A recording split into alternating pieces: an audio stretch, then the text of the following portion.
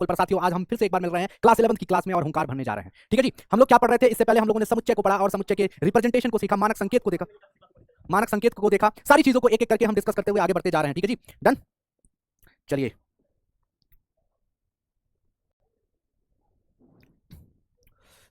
चलो भाई, सभी लोग आ जाओ एक बार।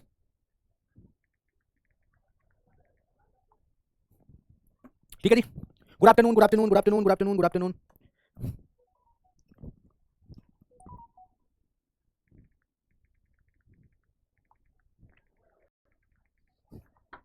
सभी लोग आ चुके हैं, डन। शुरुआत किया जाए तो हम लोग देखो बेटा समुच्चय पढ़ रहे थे और समुच्चय में हमने पिछले क्लास में क्या पढ़ा था, अगर आपको याद होगा। समुच्चय में हमने पिछले क्लास में क्या पढ़ा था भैया? समुच्चय में हमने पिछले क्लास में क्या पढ़ा था? सबसे पहले हमने समुच्चय के प्रकार को पढ़ा, समुच्चय के प्रकार को हमने पढ़ा, समुच्चय के प्रकार को हमने पढ़ा, यानी टाइप ऑफ सेट्स के बारे में पढ़ा, टाइप ऑफ सेट्स के बारे में पढ़ा, टाइप ऑफ सेट्स के बारे में पढ़ा। फिर उसके बाद हमने रिप्रेजेंटेशन ऑफ सेट को पढ़ा, रिप्रेजेंटेशन ऑफ सेट को पढ़ा, रिप्रेजेंटेशन ऑफ सेट को पढ़ा कि हम समुच्चय को कितनी तरह से रिप्रेजेंट कर सकते हैं, कितने तरह की इसकी कितनी विधियां हैं, इसको हम लोग पढ़ने वाले हैं। ठीक है, पढ़ चुके हैं, है ना? इसके कितनी विधि हैं बेटा, सब लोग बताएंगे? इसके कितनी विधि हैं? इसके कितने विधि हैं? अरे इसके कितने विधि हैं? अरे बताओ जी, इसके कितने विधि हैं? पहला विधि का नाम क्या है? रोस्टर रूप। आई हो दादा, रोस्टर रूप। दूसरा क्या है? समुच्चय निर्माण रूप। अरे रामा, समुच्चय निर्माण रूप, सेट बिल्डर फॉर्म। ठीक है जी, है ना? क्लियर है? तो हमने ये दो रिप्रेजेंटेशन बहुत अच्छे से पढ़ा है और इसके साथ साथ हमने क्या पढ़ लिया भैया? एक्सरसाइज या प्रश्नावली, प्रश्नावली, प्रश्नावली 1.1। ठीक है, हम लोग लगा रहे थे। कितने लोगों ने 1.1 को पूरी तरह से खत्म कर दिया गया? कितने लोगों ने 1.1 को खत्म किया? रंग बरसे हो गया सबको, सब कुछ खत्म 1.1। चलो जो बचा है मैं उसको पहले बता रहा हूँ, है ना? उसको पहले मैं बता रहा हूँ, ठीक है? उसको पहले बता रहा हूँ जो बचा है। जो 1.1 का जो मैंने क्वेश्चन नहीं बताया था उसको मैं बता देता हूँ। और जिसकी बीबी मोटी उसका भी बड़ा नाम है, मेरे अंगने में तुम्हारा क्या काम है, मेरे अंगने में, अरे कमरे में बिठा लो, काम है मेरे अंगने में, काम है। ये किसकी आवाज है भाई?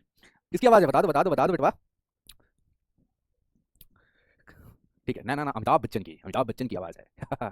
और जिसकी बीबी पतली उसका भी बड़ा नाम है, मेरे अंगने में तुम्हारा क्या काम है, मेरे अंगने में। चलो भाई, में तुम्हारा क्या काम है, मेरे जो बचा उचा है, जो 1.1 का जो मैंने क्वेश्चन नहीं बताया था उसको मैं बता देता हूँ। और जिसकी बीबी मोटी उसका भी बड़ा नाम है, मेरे अंगने में तुम्हारा क्या काम है, मेरे अंगने में, अरे कमरे में बिठा लो, गद्दे का क्या काम है, मेरे अंगने में तुम्हारा क्या काम है। ये किसकी आवाज है भाई? किसकी आवाज है? बता दो बता दो बता दो बेटवा। ठीक है, ना ना ना, अमिताभ बच्चन की, अमिताभ बच्चन की आवाज है। और जिसकी बीबी पतली उसका भी बड़ा नाम है, मेरे अंगने में तुम्हारा क्या काम है, मेरे अंगने में। चलो भाई, चलो भाई, चलो डन। अब हमारे पास क्या है? निम्नलिखित समुच्चयों को समुच्चय निर्माण रूप में व्यक्त करिए। चौथा नंबर सवाल नहीं बताया था मैंने, एक या दो बताया था, बाकी का भी बता देता हूं। चलिए, सबसे पहला सवाल आपका था 3, 6, 9, 12, ये आपको लिखा हुआ था और इसको आपको समुच्चय निर्माण रूप में लिखना है। ठीक है जी, सबसे पहली चीज आपको ये पकड़ना है पैटर्न को कि ये क्या लिखा है। 3 का पहाड़ा लिखा है, 3 के 3, 3 दूनी 6, 3 3 9, 3 चौक 12। ठीक है जी, तो इसको कैसे लिखोगे भैया? कि यक्स इस प्रकार है कि यक्स जो भी है वो 3n है। n क्या है? यहाँ पे नेचुरल नंबर है। ठीक है, n क्या है? प्राकृतिक संख्या है, जो 1 से लेकर के, जो 1 से लेकर के 4 तक दिया हुआ है। बोलो स्वाहा। ठीक है जी, डन है। 2, 4, 8, 16, 32, एक का क्या मतलब है? बोलोगे 2 1 2, 2 का पावर 2, 2 का पावर 3, 2 का पावर 4, 2 का पावर 5, है ना? तो 2 के पावर 5 यानी 2 का पावर 1 से लेकर के 5 तक है। पंडित जी ऐसे ही तुम्हें कथा सुनाते हैं। तो आइए जजमान, अब हम आगे देखते हैं कि इसमें अब क्या होने वाला है। ये कहने का मतलब ये है कि ये जो भी तुम्हें दिख रहा है, सब लोग हाथ जोड़ के देखिए। 2 के घात 1, 2 के घात 2, 2 के घात 3, 2 के घात 4, 2 के घात 5 है। बताइए आप लोग, तो ये 2 के घात 1, 2 के घात 2 करेंगे तो क्या आएगा? बोलोगे 4 आएगा। बोलो 2 के घात 3 का मतलब 8 आएगा। बोलो सत्यनारायण भगवान की जय। 2 के पावर 4 लिखा है का मतलब क्या है? 16 है। 2 के घात 5 का मतलब क्या है? 32 है। बोलो सत्यनारायण भगवान की जय। ठीक है, तो अब इस चीज को कैसे लिखोगे समुच्चय निर्माण रूप में? कि यक्स इस प्रकार है कि यक्स जो भी है वो 2 के घात n है, जहां पे n क्या है? एक प्राकृत संख्या है और n कहां से कहां तक है? 1 से लेकर के 5 तक है। तो इस बात को कैसे लिखोगे कि n जो भी है वो 5 तक है? बोलो स्वाहा। ठीक है जी, क्लियर है कि यक्स इस प्रकार है कि यक्स जो भी है 2 के घात n है। 2 के घात क्या है बेटवा? n है। 2 के घात क्या है? n है। मतलब 2 के पावर 1, 2 के पावर 2, 2 के पावर 3, 2 के पावर 4, 2 के पावर 5 है। यही तो लिखा हुआ है। तो इस चीज को ऐसे लिख देंगे और n जो है क्या है? नेचुरल नंबर है और यहाँ पे 1 से लेकर के 5 तक है। चलो, अब यहाँ पे क्या दिख रहा है? 5 के पावर 1, 5 का पावर 2, 5 का पावर 3, 5 का पावर 4। सही बात है। अरे 5 का पावर 1 करोगे 5 आएगा, 5 का घात 2 करोगे 25 आएगा, 5 का पावर 3 करोगे तो 125 आएगा, 5 का पावर 4 करोगे तो 625 आएगा। तो इस बात को कैसे लिखोगे आप सभी लोग? बोलोगे यक्स इस प्रकार है कि यक्स जो भी है 5 के घात n है। n एक क्या है? प्राकृत संख्या, जो कि 1 से लेकर के कहां तक है बेटवा? n जो है 1 से लेकर के कहां तक है? सब लोग बताइए। 4 तक है। बोलो स्वाहा। ठीक है, डन है। क्लियर है भैया? सभी लोगों को बात समझ में आ रही है? सभी लोगों को बात समझ में आ रही है? चलिए नेक्स्ट क्वेश्चन आपके पास है 2 के 2 2 दूनी 4 2 3 6 2 चौको 8। ये क्या दिख रहा है? 2 का पहाड़ा दिख रहा है, 2 का पहाड़ा दिख रहा है, यानी सम संख्याएं दिख रही हैं। 2 4 6 8 ये सम संख्याएं होती हैं, सम प्राकृत संख्याएं हैं। सम प्राकृत संख्या इसको दो तरीके से लिख सकते हो कि यक्स इस प्रकार है, यक्स जो भी है कि वो 2n है, n क्या है यहाँ पे प्राकृत संख्या है, बस ये भी लिख सकते हो। या ऐसे भी लिख सकते हो कि यक्स इस प्रकार है कि यक्स जो भी है, यक्स एक क्या है, यक्स सम प्राकृत संख्या है, सम प्राकृत संख्या है, सम प्राकृत संख्या है, खत्म बवाल। ठीक है, तो दोनों तरीके से आप लिख सकते हो, है ना, दोनों तरीके से लिख सकते हो। ठीक है, कह रही है नजमीन प्रवीण है, कह रही है 1 बराबर 2 कैसे प्रूव करेंगे? वो हम किसी दिन और बताएंगे प्रवीण, किसी दिन और बताएंगे। हसरत खान आप प्रवीण जी को बताइए कि वो 1 बराबर 2 कैसे प्रूव होता है, किसी दिन बताएंगे फुर्सत में। ठीक है, चलिए 1 4 9 ये 16 इस 100 का दिख रहा है जी, 1 दिख रहा है, ये 2 का पावर 2 दिख रहा है, 3 का पावर 2 दिख रहा है, यानी 4 का पावर 2 होगा, 5 का पावर 2 होगा, इस तरीके से चल रहा है। ये 10 का पावर 2 है। आप पैटर्न को पकड़ पाए? पैटर्न को पकड़ना मुश्किल है और उसको पकड़ लिया, खेल खत्म। 1 का पावर 2 है, 1 का पावर 2 करने पर क्या आएगा? 1 ही आएगा। 1 का पावर 2 करने पर 1 ही आएगा।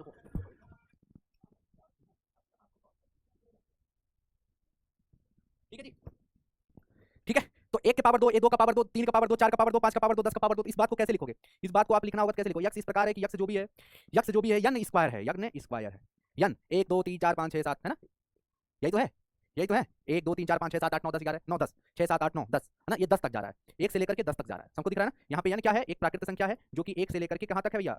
10 तक है, खत्म बाबा, बस खेल खत्म हो, बस हो गया खत्म, चौथा नंबर क्लियर है। अब कौन कह रहा है नहीं समझे? अरे हमारे बाबू, अरे लल्लू कल्लू पल्लू, काहे नहीं समझ में आता है जी? ये बाबू राम मिलन 1 4 9 16 25, अगर मान लो ऐसे लिखा है 100 तक, एकर का मतलब हुआ? नहीं तुम बताओ का मतलब हुआ? एकर का मतलब हुआ? एकर मतलब यही ना हुआ कि 1 का पावर 2, 2 का पावर 2, 3 का पावर 2, 4 का पावर 2, 5 का पावर 2, 6 का पावर 2, 7 का पावर 2, 8 का पावर 2, 9 का पावर 2, 10 का पावर 2। इसका मतलब तो यही ना हुआ जी। अरे 1 का घात 2 करेंगे तो 1 आएगा, 2 का घात 2 करेंगे 4 आएगा, 3 का घात 2 करेंगे 9 आएगा, 4 का घात 2 करोगे 16 आएगा। तो बाबू इतना लिखा हुआ है तो एक का पैटर्न समझ में आ गया ना कि 1 का स्क्वायर, 2 का स्क्वायर, 3 का स्क्वायर, 4 का स्क्वायर, ऐसे जा रहा है 10 का स्क्वायर तक। तो पैटर्न समझ में आ गया कि प्राकृत संख्या का वर्ग है, प्राकृत संख्या का वर्ग है। ठीक है, हो गया। चलिए 55 नंबर सवाल आ जाइए। 55 नंबर सवाल, 55 नंबर सवाल, 55 नंबर सवाल क्या रहा है कि निम्नलिखित समुच्चयों के सभी अवयवों को सूचीबद्ध कीजिए। सूचीबद्ध मतलब ये आपका क्या है? समुच्चय निर्माण रूप में लिखा हुआ है। आप यहाँ पे देखिए समुच्चय निर्माण रूप में लिखा हुआ है, लिखा हुआ है कि नहीं?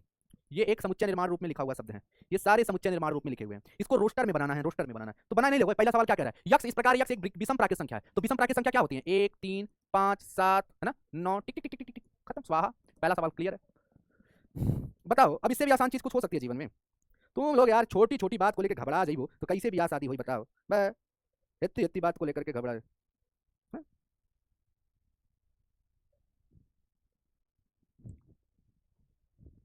अब क्या करा यहाँ कि -1/2 से लेकर के 9/2 के बीच की संख्याएं लिखी हैं, इनके बीच की संख्याएं। ये कुछ ऐसा कह रहा है कि -1/2 से लेकर के 9/2 के बीच की संख्याएं लिखनी है, के बीच की संख्या लिखनी है। तो -1/2 का मतलब क्या हुआ? 2 × 10 यानी 0 पॉइंट समथिंग 0.5, और 2 से 9 को भाग दोगे तो कितना आएगा? 2 चौको 8 मतलब 4.5, यही ना। तो इसके बीच की अगर तुम्हें संख्याएं लिखनी है तो क्या क्या लिखोगे? ये 0.5 है तो सबसे पहली संख्या क्या होगी? 0 होगी, इधर बढ़ते जा रहा है ना, इधर 0 होगी, फिर 1 होगी, 2 होगी, 3 होगी, फिर 4 होगी, यही तो होगी। सभी लोग बताओ 0 1 2 3 4, 0 1 2 3 4 खत्म। इस सवाल का उत्तर क्या होगा? 0। अरे यार तुम हूँ हसरत खान, अरे क्या इसमें नहीं समझ में आया? 1/2 का मतलब क्या है जी? 0.5 हो गया, और 9/2 का मतलब 4.5। अब तुम जानते हो 0 के बाद इधर क्या होती है संख्या? ऋणात्मक होती है कि नहीं? तो 0.5 माइनस में है तो यहीं पे कहीं होगा 0.5। तो बोला है 0.5 और 4.5 के बीच की संख्याएं लिखी, तो 0.5 यहाँ पे है, इससे आगे नंबर क्या होगा? 0 होगा। हरे राम हो राम, एक मारी का हम नहीं बोलो मार दी। ये बताओ हाई 0 होता है, हाई 1 होता है, 2 होता है, 3 होता है, 4 होता है, ऐसा इधर -1 होता है, -2 होता है, -3 होता है, -4 होता है कि नहीं? अब ये क्या बोला है? 0.5 -0.5, तो -0.5 इधर ही कहीं होगा ना, -0.5 इधर ही तो होगा, और 4.5 तो 4.5 यहाँ कहीं होगा। अब इनके बीच की संख्याएं क्या क्या होंगी तुम खुद बताओ? तो 0 होंगी, 1 होंगी, 2 होंगी, 3 होंगी, 4 होंगी। अब बताओ इतनी इतनी बातें खाते तुम। ठीक है, ठीक है जी। तो यहाँ पे लिखोगे। अब एक लड़का कहता, गुरु जी 0.4 भी तो है, मार देंगे गिरा के, अब मारेंगे गिरा के अभी सब, अब दिमाग सही हो जाएगा। 0.4 भी तो है, 0.3 भी तो है। चलो इधर आओ। यक्स एक पूर्णांक है जो यक्स की वैल्यू 4 से क्या है? 4 से कम है, 4 से कम है, इसका मतलब समझे? 4 से कम है, पूर्णांक जिनका वर्ग। अरे भैया पूरा सवाल नहीं दिया क्या? ओहो हो, पूरा सवाल नहीं दिया बाबू, ये है सवाल। X square less than equal to 4, x square less than equal to 4 मतलब किसका किसका वर्ग करने पर 4 या 4 से छोटा है, मतलब 4 के बराबर है। तो वो संख्या क्या क्या हो सकती है? अरे -1 का स्क्वायर, -1 का स्क्वायर करोगे, पूर्णांक होना चाहिए बेटा, है ना?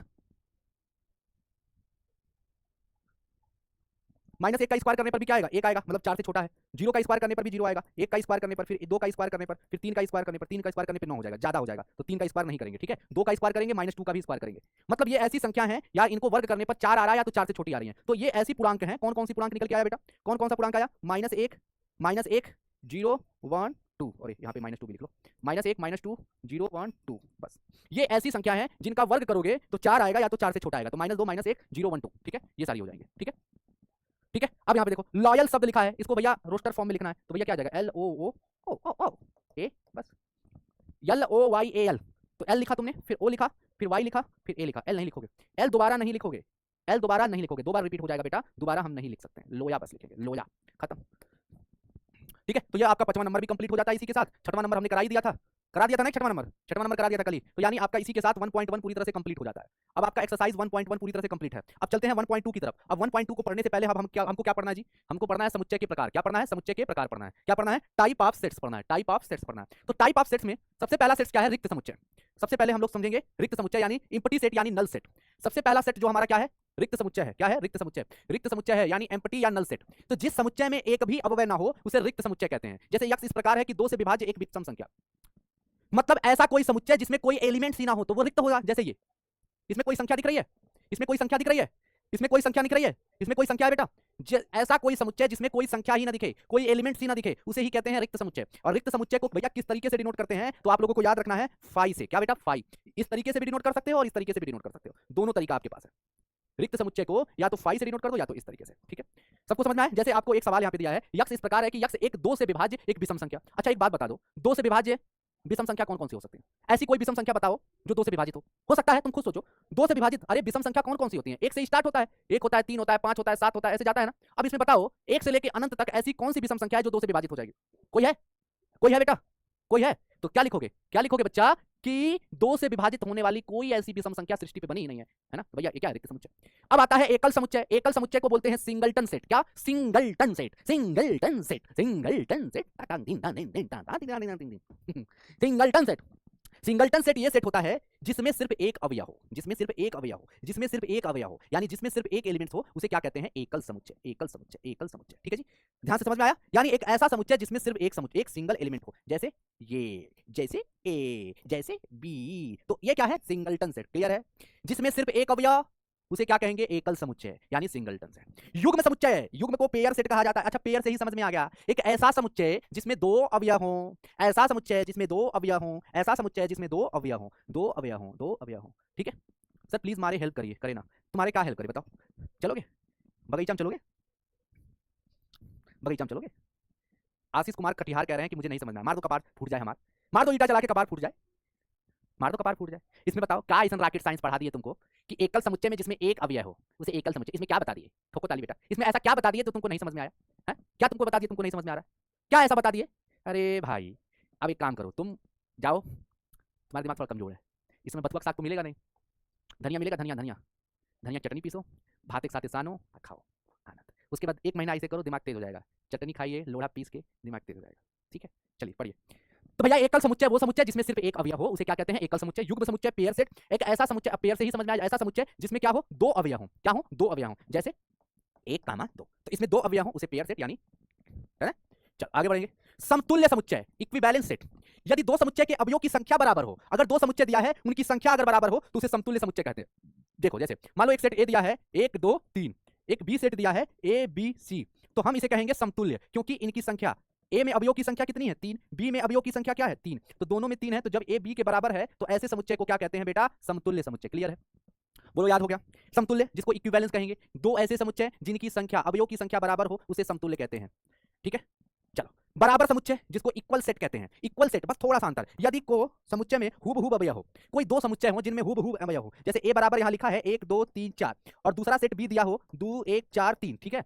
तो हम ये कहेंगे जिसमें संख्या भी बराबर हो, जिसमें अवयव की संख्या भी बराबर हो और हूबहू वही एलिमेंट भी हो। हूबहू देखो, एक इसमें भले इधर उधर लिखा हो लेकिन होना चाहिए, एक इसमें भी है, एक इसमें भी है, वाह वाह वाह। इसमें भी 2, इसमें भी 2, 3 इसमें, 3 इसमें, 4 इसमें, 4 इसमें, तो मतलब जिसमें हूबहू संख्या भी बराबर हो, संख्या भी बराबर हो और क्या, और क्या, हूबहू एलिमेंट भी मिले, एलिमेंट भी मिले, उसे बराबर समुच्चय। फिर से एक बार समझा रहा हूं। बराबर समुच्चय का मतलब 2 ऐसे कोई समुच्चय जिनमें हूबहू वही एलिमेंट्स मिले और संख्या भी बराबर हो, उसे क्या कहते हैं? बराबर समुच्चय। बराबर तो तभी कहेंगे। अच्छा, हम तुम बराबर कैसे हो सकते हैं? जैसे मान लो ललमुनिया और नहीं सॉरी, कुछ और बोलते हैं, ललमुनिया नहीं बोलेंगे, क्या बोले? मान लो दुई बकरी है, दुई बकरी बराबर कैसे हो सकती है? वो 1 लीटर दूध देती है, वो 1 लीटर दूध देती है। पता लगे ओकर बकरी 1 लीटर दूध दे रही है, ओकर बकरी 1 पौवा दूध दे रही है, तो कैसे बराबर कहेंगे? ऐसे समझ जाओ, कुछ भी। हम मारेंगे तेजस्विनी कुमारी, बकरा नहीं दूध देता है, काटेंगे अभी। चलो इधर देखो, तो बराबर समुच्चय वो होता है जिनमें दोनों समुच्चय में अवयव की संख्या बराबर हो और साथ में हूबहू एलिमेंट्स भी मिले, उसे क्या कहते हैं भैया? बराबर समुच्चय कहते हैं। अब समतुल्य समुच्चय में क्या होता है? समतुल्य समुच्चय यानी दो समुच्चयों के अवयव की संख्या बराबर हो, उसे समतुल्य समुच्चय कहते हैं। ठीक है, क्लियर है? चलो डन भैया डन, आगे बढ़ो। अब आते हैं परिमित और अपरिमित समुच्चय, फाइनाइट और इनफाइनाइट समुच्चय। फाइनाइट क्या होता है और इनफाइनाइट क्या होता है? यदि समुच्चयों के अवयव की गिनती की जा सके, जिन समुच्चयों के अवयव की गिनती की जा सके उसे कहते हैं फाइनाइट यानी परिमित। क्या? परिमित। ए परिमित, पर परिमित, परिमित, परिमित, परिमित यानी फाइनाइट। जैसे एग्जांपल दे दे, समझ जाओगे? एक एग्जांपल तड़ाक दे दें। जैसे देखो 1 2 3 4, बस ब्रैकेट बंद। अब तुम गिन सकते हो कि नहीं गिन सकते हो? 1 2 3 4, इसमें अवयव को गिन सकते हो कि नहीं? तो ऐसा कोई समुच्चय जिनके अवयव को तुम गिन सकते हो उसे परिमित कहेंगे। बोलो क्लियर है क्या? बोलो आया क्या? ऐसा कोई समुच्चय जिनमें अवयव को तुम गिन सकते हो, अवयव को गिन सकते हो, अवयव को गिन सकते हो। धनी हो तू धन, सब धन वाला। हाँ, अवयव को गिन सकते हो, गिन सकते हो, अवयव को गिन सकते हो। ठीक है। खुशी सिस्टर कह रही है यार मैथ समझ में नहीं आ रहा, मार दिखाई के चला के कान नीचे, मैथ समझ में नहीं आ रहा है। कौन है? कौन है ये? कौन है? खुशिया कौन है? क्या खुशिया तो क्या समझ में आ रहा? क्या इसमें नहीं समझ में? बाबू एक बात बताओ, हमने क्या बोला? पहाड़ कोई चीज बोले, रॉकेट साइंस बोल दिया हमने, कहा ए बाबू परमित, परमित, परमित को अंग्रेजी में बोलते हैं फाइनाइट। बोल खुशी, बोल खुशी, परमित को अंग्रेजी में फाइनाइट बोलते हैं। क्या बोलते हैं? परमित को फाइनाइट बोलते हैं। हमने ये बोला, बोना नहीं बोला, एक ऐसा समुच्चय जिसमें अवयव को गिन सकते हैं। इसमें अवयव को गिन सकती हो कि नहीं खुशी? बताओ इसमें कितने अवयव हैं, कितने कितने एलिमेंट्स हैं? तुम बताओ खुशी, बताओ कितने अवयव हैं? तुम बताओ जल्दी बताओ कितने अवयव हैं? बताई कि नहीं? मारेंगे कान के नीचे ना, कान के नीचे। मूस खाती है क्या रे? मूस खाती है, दिमाग नहीं काम कर रहा है। ठीक है, अब बात समझ में आ रहा है? अब चलो अब दूसरी चीज देखो, अब दूसरी चीज देखो। अब हमने दूसरा एक शब्द बोला है अपरिमित, अपरिमित, अपरिमित यानी इनफाइनाइट सेट। ठीक है जी, इनफाइनाइट सेट बोलते हैं, इनफाइनाइट सेट। अच्छा इनफाइनाइट सेट में क्या है? अब जरा देखो 1 2 3 4 टिक टिक टिक। अब देखो, अब इसको गिनो, कहां तक गिनोगी? इसका मतलब अनंत तक, अनंत तक जा रहा है। तो जिसको अब तुम गिन सकती हो 1 2 3 4 टिक टिक टिक टिक टिक, और वो कहां तक जा रहा है? कितना गिनोगी? गिनती कब गिन पाओगी खुशी? बोलो खुशी, गिन पाओगी? अरे बोलो भी, अरे बोलोगी तुम? नहीं गिन सकती ना, नहीं गिन सकती ना खुद, बताओ नहीं गिन सकती ना। तो जिन अवयवों को तुम गिन नहीं सकती समुच्चय में, उन्हीं को बोलते हैं अपरिमित यानी इनफाइनाइट, है ना। तो अवयवों को गिन नहीं सकते, इसमें हम सीधे आपको डिफिनेशन लिखवा देते हैं, अवयवों को गिन नहीं सकते, गिन नहीं सकते। समझी खुशी? ठीक है, ठीक है सर प्लीज एक बार मेरा नंबर लीजिए। क्यों? क्यों तुम्हारा नंबर लूं? खुशी सा कह रही है, समझ में आ गया। मूस खाइल बंद कर, मूस खाइल बंद कर, दाल खाओ, भात खाओ, चटनी खाओ, लोढ़ा से लहसुन मरचा धनिया पीस के चटनी बना के खाओ, बहु मार खाए, दिमाग सही हो जाए तो। ठीक है, तो परमित और अपरिमित समझ में आ गया? कोनो दिक्कत रहे भाई? कोनो दिक्कत परमित और अपरिमित में? अवयव की संख्या जिसको गिन सकते हो और अवयव की संख्या जिसमें गिन नहीं सकते हो। अब इसमें एक शब्द आया है कार्डिनल नंबर। कार्डिनल नंबर क्या होता है, बस ये थोड़ा सा समझ लो। कार्डिनल नंबर, कार्डिनल नंबर क्या होता है कि एक ऐसा समुच्चय अवयवों की संख्या को कार्डिनल नंबर कहते हैं, समुच्चय का कार्डिनल नंबर कहते हैं। अवयवों की संख्या को, अवयवों की संख्या को, अवयवों की संख्या को क्या कहते हैं? कार्डिनल नंबर कहते हैं। अवयवों की संख्या को कार्डिनल नंबर कहते हैं। जैसे मान लो 1 2 3 4, तो इसका कार्डिनल नंबर क्या होगा? मान लो ये a बराबर है, तो इसका कार्डिनल नंबर क्या होगा? इसका कार्डिनल नंबर क्या होगा? सब लोग बताओ इसका कार्डिनल नंबर। कार्डिनल नंबर मतलब उस समुच्चय में कितने अवयव हैं, कितने नंबर है, कितनी संख्या है। अरे इसमें देखो कितनी संख्या है, कितनी संख्या? 4 है, तो यही 4 क्या हो जाएगा? कार्डिनल नंबर हो जाएगा। ठीक है, समझे? एक ऐसा समुच्चय, समुच्चय में जितने भी अवयव होते हैं जिनको तुम गिन रहे हो कितना अवयव है, अवयवों की संख्या को ही क्या कहते हैं? कार्डिनल नंबर कहते हैं। ठीक है, बात समझ में आ गया? बात समझ में आ गया? क्योंकि तुम ही हो। चलो अब एक चीज और बताओ, जल्दी बताओ। मान लो लिखा है A B C D E, मान लो ये बी बराबर है, तो बताइए इसमें कार्डिनल नंबर क्या होगा? इसका, इसका कार्डिनल नंबर क्या होगा? इसका कार्डिनल नंबर बताओ, इसका कार्डिनल नंबर क्या होगा? इसमें कितनी संख्या है? 1 2 3 4 5, बस 5। तो बी में अवयव की संख्या कितनी है? 5, बस इसी को कार्डिनल बोलो स्वाहा। ठीक है, तुझे दिल की लगी है ये, तुझे ढूंढ रहा था मैं, तुझ में है कुछ ऐसी सुभाषा जिसके खातिर था मैं जगा सा। आजा रे तू दिल में समा जा रे, आजा रे माही तू आजा मेरे माही, मेरे माही तू आजा मेरे माही। तुझे दिल की लगी है ये, तुझे ढूंढ रहा था मैं, तुझ में है कुछ ऐसी सुभाषा जिसके खातिर था मैं जगा सा। आजा रे तू दिल में समा जा रे, आजा रे माही तू आजा मेरे माही, मेरे माही तू आजा मेरे माही। ठीक है भाई, तो आप लोगों को बस मन लगा के पढ़ना है। तो कल हम लोग मिलते हैं फिर से, सारे टाइप्स को पढ़ लीजिएगा, सारे समुच्चय के प्रकार को मैंने एक एक करके पढ़वा दिया, सब बता दिया। अब आपको क्या करना है, इसको रिवीजन कर लेना। कल रिवीजन करके आइए, 1.1 को अच्छे से फिर लगा लीजिएगा, कल 1.2 खत्म कर देंगे। और बताओ, ठोको ताली।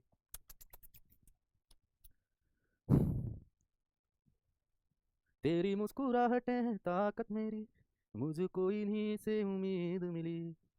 चलो भाई, तो आज हम लोगों ने क्या पढ़ा? आज हम लोगों ने क्या पढ़ा भैया? समुच्चय के प्रकार। बहुत अच्छे से पढ़ लिया हमने।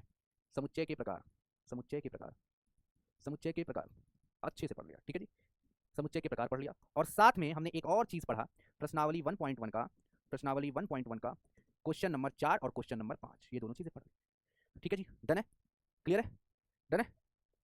चलो क्लियर है भाई। नेक्स्ट क्लास में हम लोग मिलेंगे तो क्या पढ़ेंगे? प्रश्नावली 1.2, प्रश्नावली 1.2, प्रश्नावली 1.2, प्रश्नावली 1.2।